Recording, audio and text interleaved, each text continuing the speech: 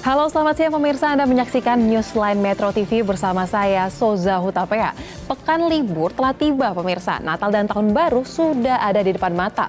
Lalu, selayaknya libur panjang di Hari Raya, pergerakan masyarakat yang pergi liburan ataupun mudik melonjak pesat memenuhi jalanan dan transportasi lainnya. Oleh karena itu, setiap tahun diperlukan adanya sinergi antara Korps Lalu Lintas Polri bersama dengan Ditjen Perhubungan Darat dalam upaya untuk menjaga kelancaran lalu lintas selama liburan Natal dan Tahun Baru. Lantas, seperti apa operasi dilaksanakan oleh Korlantas Polri beserta dengan Direktorat Perhubungan Darat dalam menyambut Natal dan Tahun Baru kali ini?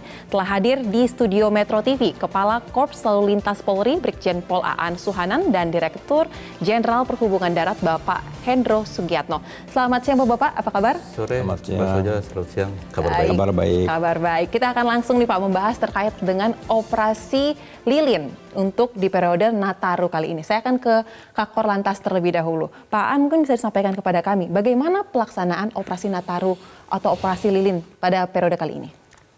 Operasi Lilin ini kita laksanakan tiap tahun ya untuk mengamankan kegiatan masyarakat kita yang melakukan peribadatan, merayakan Natal, kemudian juga mengamankan masyarakat kita yang liburan, karena libur Natal Tahun Baru ini udah menjadi libur nasional. Jadi semua lapisan masyarakat akan memanfaatkan libur ini.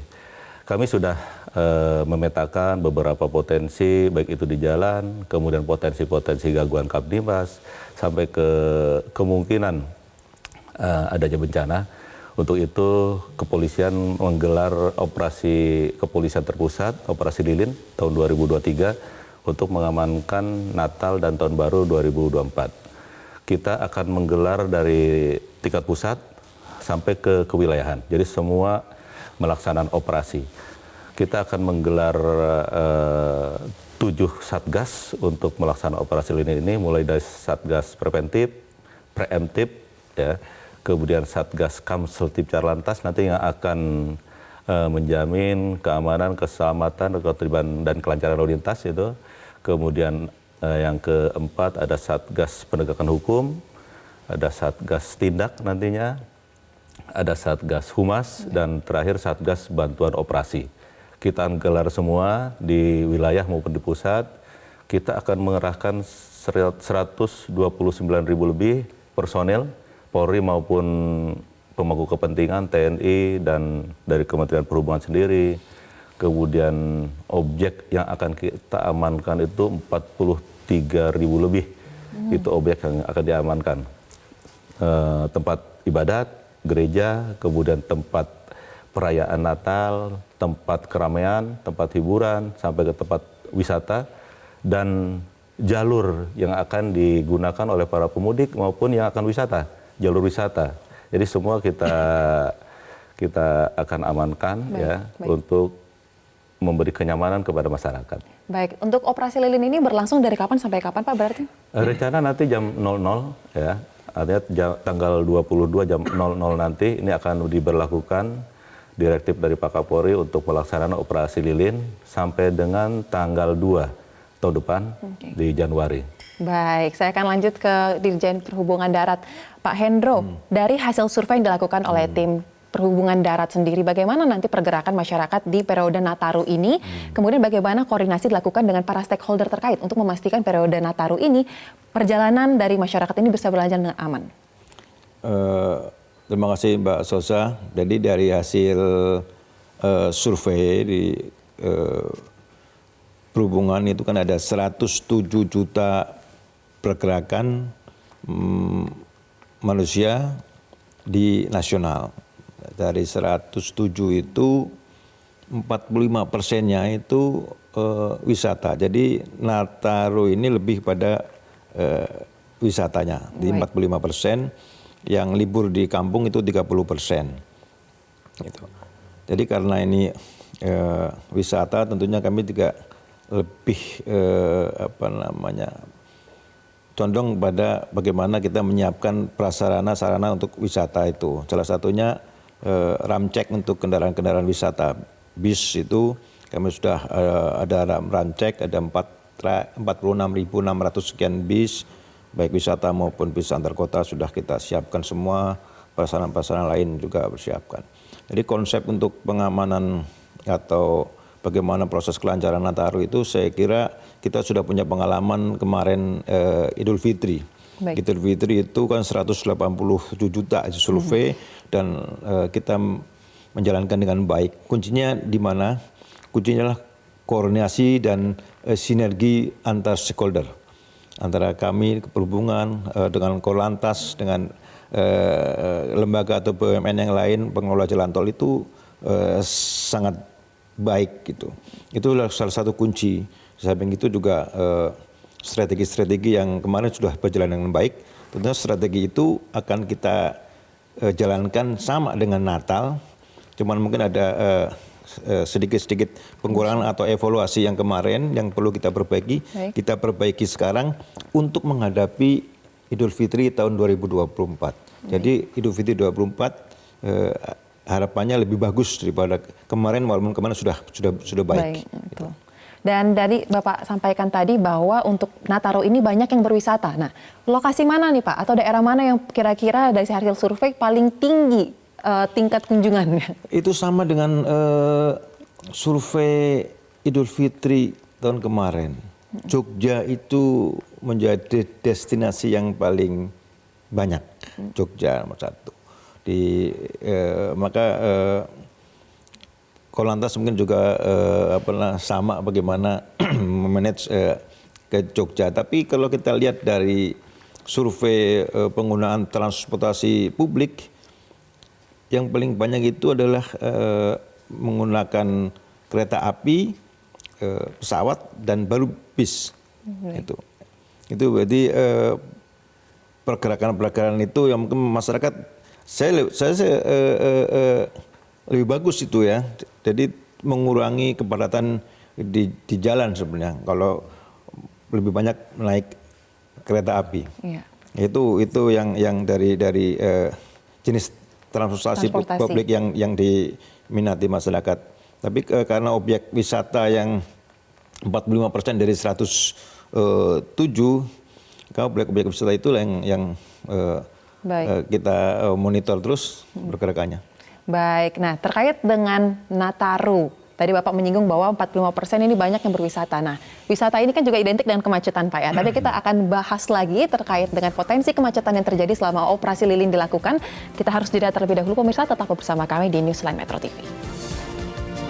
Terima kasih Anda kembali di Newsline pemirsa, kita akan lanjutkan pembahasan. Pak Aan, saya ingin menanyakan terkait dengan potensi kemacetan. Tadi disinggung bahwa ada 107 juta pergerakan masyarakat yang akan terjadi dalam periode Nataru ini. Nah, dari catatan ataupun dari pengalaman yang dimiliki oleh Polri, simpul-simpul kemacetan kan sudah pasti ada ya Pak. Yeah. Mungkin adakah ya titik yang baru di periode Nataru ini, kemudian bagaimana strategi untuk dapat mengurai simpul-simpul kemacetan yang bisa saja terjadi kapan saja itu Pak? Kita sudah memetakan, kami dengan berhubungan dengan beberapa pemangku kepentingan, sudah memetakan setidaknya ada 3 klaster gitu ya, kalau kita sebut klaster ini. Yang pertama di jalan tol, ini potensi perlambatan atau kemacetan ataupun gangguan, ini masih klasik. Yang pertama rest area, ya. Rest area ini masih kami lihat menjadi potensi perlambatan. Kemudian di jalur tol Jakarta Cikampek sampai dengan Cirebon Semarang, setidaknya ada beberapa titik yang menjadi krusial. Yang pertama pertemuan MBZ dengan arus lalu lintas yang ada di bawahnya, itu di kilometer 47. Kemudian ada bottleneck di kilometer 87, ya, dari 3 lajur menjadi 2 lajur. Baik. Kemudian ini yang baru, ya. Kemudian ada di pertemuan Cisumdawu, karena tol Cisumdawu ini sudah dioperasionalkan penuh, ya, kemungkinan animo masyarakat untuk Bandung terutama yang akan ke Jawa itu bisa melalui Cisumdawu. Itu di pertemuan di kilometer 152 ini menjadi krusial. Namun itu sudah kita siapkan untuk beberapa alternatif untuk pengelolaan arus lalu lintas di sana. Kemudian di Jawa Tengah di mana Semarang ABC juga ini menjadi krusial oleh para tadi wisatawan yang akan ke Solo, ke Jogja dari Semarang. Ini prediksi kemarin dari Jasa Marga, PC ratio-nya sampai 0,8. Artinya kita harus melakukan rekayasa lalu lintas di sana dan kita siapkan dari mulai one way nanti dari Semarang sampai dengan Bawen, begitu juga sebaliknya pada saat arus mudik. Kemudian di jalur arteri dan jalur wisata, ini juga sudah kita petakan ya beberapa potensi kemacetan. Di jalur arteri ini masih ada pasar, pasti kegiatan masyarakat. Sekarang kampanye mungkin bisa beririsan dengan jalur mudik. Kemudian lintasan sebidang, ini menjadi titik kemacetan nantinya sudah kita kelola juga, kita sudah siapkan beberapa rekayasa lalu lintas yang akan dilakukan di sana. Yang terpenting tadi untuk jalur wisata, ya karena 45% akan melakukan perjalanan wisata, ini sudah kita siapkan juga ya jalur-jalur wisata ini untuk melakukan rekayasa lalu lintas, mulai dari penutupan, pengalihan arus, one way sepenggal sampai kontraflow di sana, ya tergantung situasi yang ada di sana. Wisata ini mungkin kami menghimbau kepada para pengelola wisata, terutama yang tradisional, ini agar menyiapkan kantong-kantong parkir yang memadai. Dari masyarakat sekitar juga silakan untuk menyiapkan kantong-kantong parkir, sehingga tidak parkir di pinggir jalan. Ini berakibat pada kemacetan. Terakhir, jalur yang akan masuk ke penyeberangan, masuk ke Pak Hendro, kita juga sudah siapkan beberapa alternatif rekayasa lalu lintas sampai dengan strategi delaying system untuk mengatur kendaraan yang masuk ke area dermaga, baik itu di Merak, Bakauni, maupun di Ketapang, Gilimanuk. Itu kira-kira 3 klaster yang mungkin akan jadi potensi kemacetan pada libur Natal tahun baru ini. Baik, apakah dalam operasi lilin ini Polri menyiapkan comment center Pak untuk melakukan pemantauan menyeluruh? Betul, kita jadi di kilometer 29, kita ada comment center untuk pelaksanaan operasi ini. Ini sudah terintegrasi dengan teman-teman dari SDP, dari pengelola jalan tol, kemudian CCTV yang ada di arteri, kemudian beberapa aplikasi yang bisa memantau kepadatan arus lalu lintas dari traffic counting yang ada di Jasa Marga maupun dari Kementerian Perhubungan. Ini sudah terintegrasi di sana, sehingga kita bisa tahu pergerakan masyarakat, titik-titik mana saja yang pada saat itu real time ada kepadatan. Jadi kita langsung eksekusi untuk mengurai kemacetan di sana. Baik, cepat ya Pak, karena sudah terpantau. Sudah. Lalu Pak Hendro, tadi kan sudah dijelaskan ada skema pengelolaan lalu lintas, itu berbicara mengenai kemacetan. Tapi di sisi selain kemacetan, ada potensi laka lantas juga. Secara garis besar mungkin bisa disampaikan, bagaimana strategi dari perhubungan darat untuk memastikan pelaksanaan dari operasi lilin ini dan juga periode Nataru ini berjalan lancar, aman, dan sesuai dengan target? Oke. Tadi udah dijelaskan Srijo ya Pak Kakor. Jadi 45% tadi kan wisata. Jadi titik yang perlu saya sampaikan adalah yang pertama penyeberangan Ketapang Gilimanuk. Ke Bali. Ke Bali itu potensi untuk kemacetan tinggi karena orang berwisata. Maka strategi yang sudah saya siapkan di Ketapang Gilimanuk yang pertama adalah mengoperasionalkan pelabuhan Jangkar. Jangkar Situbondo. Jadi angkutan-angkutan logistik itu lewat Jangkar, nanti dia akan ke Lembar di Lombok. Untuk Ketapang itu untuk angkutan-angkutan penumpang itu di Ketapang, dan itu juga kami sudah koordinasi dengan SDP menambah buffer zone atau untuk bisa untuk dermaga itu di Bulusan. Di Bulusan itu satu hamparan dengan pelabuhan existing sekarang itu satu.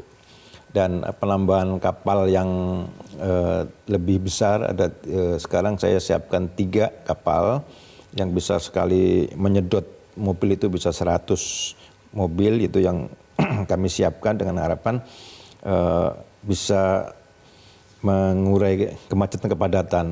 Kalau memang kurang, nanti kami akan tambahkan lagi kapal-kapal yang jurusan-jurusan layar yang lain akan kami konsentrasikan di Ketapang. Baik. Untuk arus baliknya juga sama konsepnya.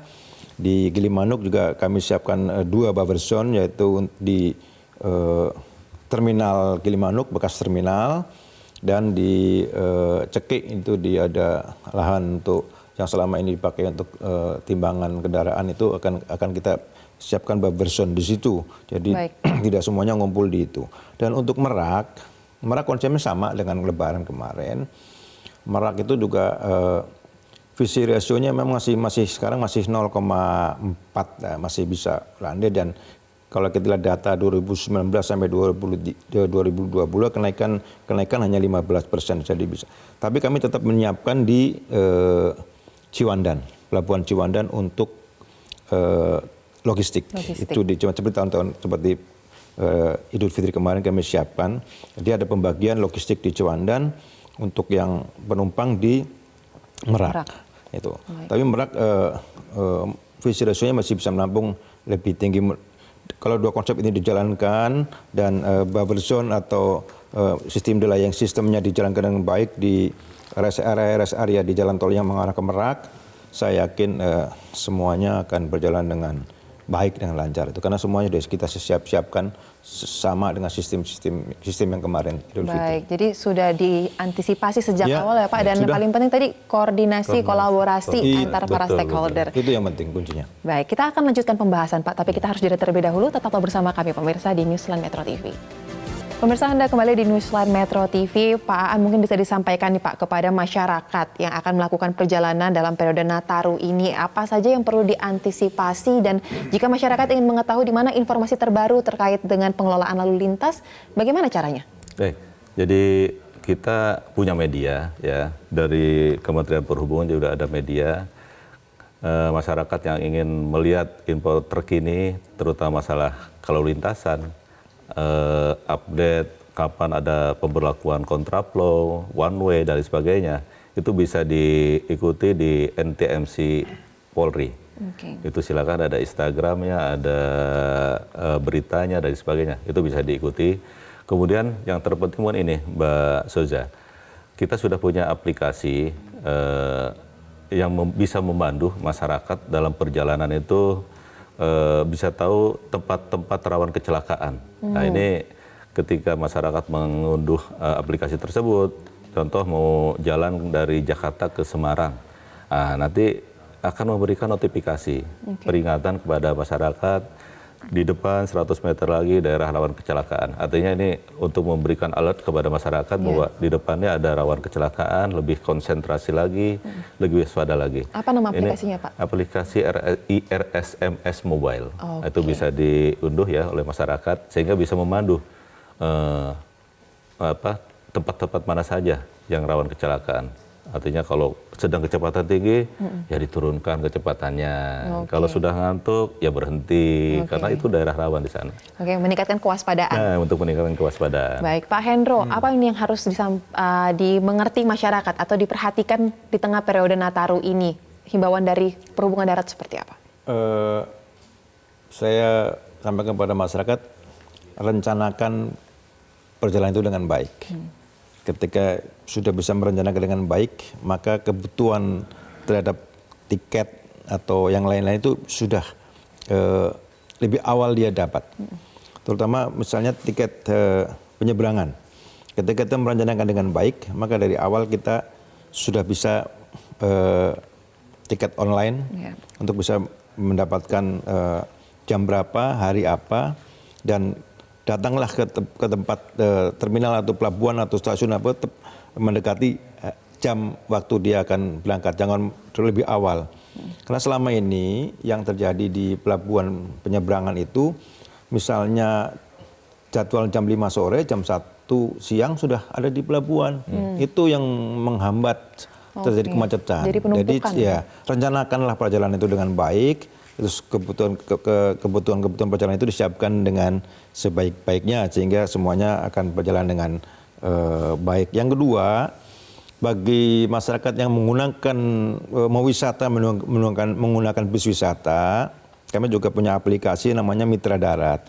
Itu bisa dibuka untuk mengetahui bis-bis mana yang layak untuk dioperasionalkan. Kalau tidak layak bisnya jangan dipakai. Lihat di situ, oh ini perusahaan ini bisa ini secara teknis layak untuk bisa dioperasionalkan. Itu yang penting. silakan download, disewa gitu ya, menyewa bis-bis. Jangan menggunakan bis yang teknisnya tidak aman. Yang terakhir saya juga menyampaikan ini musim hujan. Karena data survei itu 20 juta itu pengguna sepeda motor. Karena ini musim hujan. Apabila terpaksa menggunakan sepeda motor, kewaspadaan itu nomor satu. Kelengkapan helm, kelengkapan untuk menghadapi perubahan cuaca itu harus bagus. Tapi saran saya gunakanlah transportasi publik, jangan sepeda motor untuk mengurangi kecelakaan. Baik, terima kasih Pak Hendro dan juga Pak Brigjen Pol Aan Sohan untuk waktunya bersama kami di Metro TV. Dan pemirsa, ini merupakan akhir dari perbincangan kita pada siang hari ini. Tak terasa kita sudah sampai di penghujung tahun. Nah, bagi Anda yang hendak bepergian dan menikmati libur akhir tahun, tetap waspada atas potensi kejahatan ataupun kecelakaan yang mungkin saja terjadi. Persiapkan semuanya sematang mungkin agar penyesalan tidak terjadi dan kita semua bisa menikmati libur dengan nyaman dan tenang. Selamat Natal dan Tahun Baru bagi Anda yang merayakan. Akhir kata, saya Soza Hutapea, mewakili seluruh kru yang bertugas mengucapkan terima kasih. Sampai jumpa. Jelajahi cara baru mendapatkan informasi. Download Metro TV Extend sekarang.